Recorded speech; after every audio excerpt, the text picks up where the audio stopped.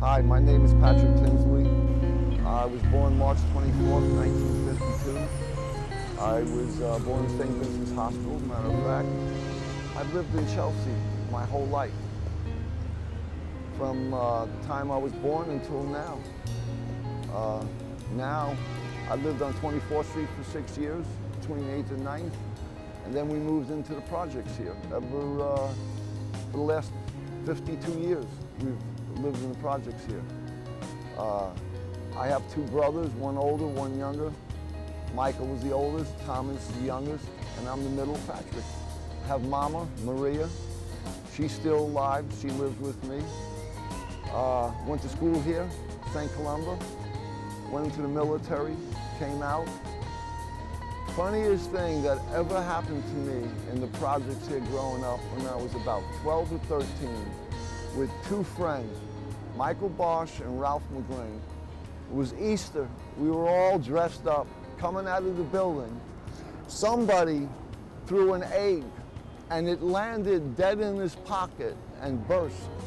And he was extremely angry, Ralph was, and home he went and did not come back out. And that reminds me of my other friend, a couple of them. One named Ronnie Preston and the other Larry Clark, about 10 years old.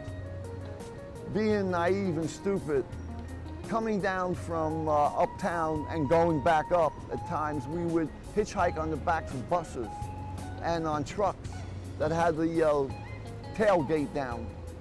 And one day, they got off at 27th. I couldn't make it until 26th and 9th Avenue. Got off, ran back up the block, crossed the street, got hit by a car. And to this day, I still feel it.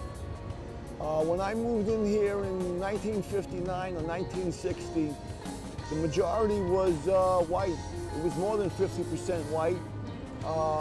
And the rest was split between blacks and Hispanics. There were very few Asians though, no Native Americans. But it was great here because everybody got along. If someone had a beef or a fight, they had a fist fight. They didn't have a fight with a gun or a knife. It was finished, they became friends, they shook hands and they walked away. Nowadays, things are different. As time went on, it got worse and worse. We used to have a gym on 28th Street and 9th Avenue between 9th and 10th. Emil Griffin used to train kids there boxing. We had a swimming pool and we used to go there all the time. Eventually that closed down and was torn down and the post office was built. Hudson Gill here in the neighborhood has been here for as long as I've been here. They had an old one that was torn down many years ago and a new one was built and the senior citizen building next to it. The makeup now is about,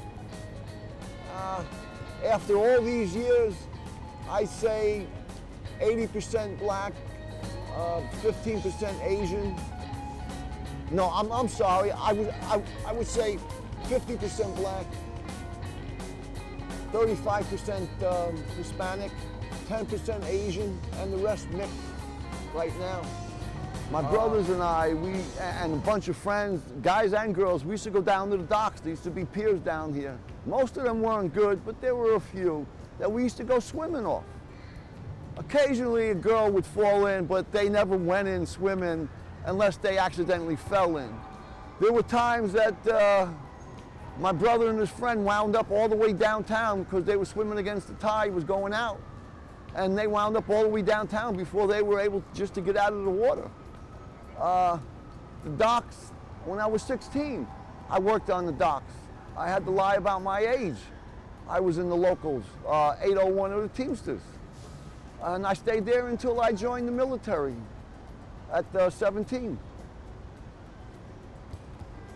I remember another story about the docks. We were swimming, jumping in and out, climbing out, having fun. The girls were there. And there was Mike. Mike was the kind of guy that never went swimming, always stayed dry, acted cool, so we decided to get him wet. We picked him up, threw him in. Never heard a guy cry and scream like a little baby than he did that day because he was afraid that his mom was going to spank him. And you know, living here for 52 years, there have been good times, there have been bad times. in between times. But when I think about it, I'm glad I lived here.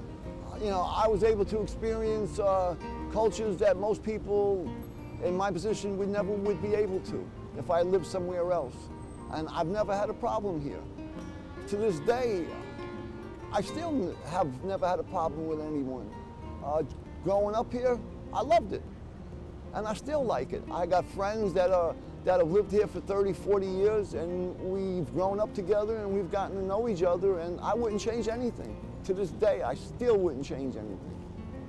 And I'm glad I have still been able to live here.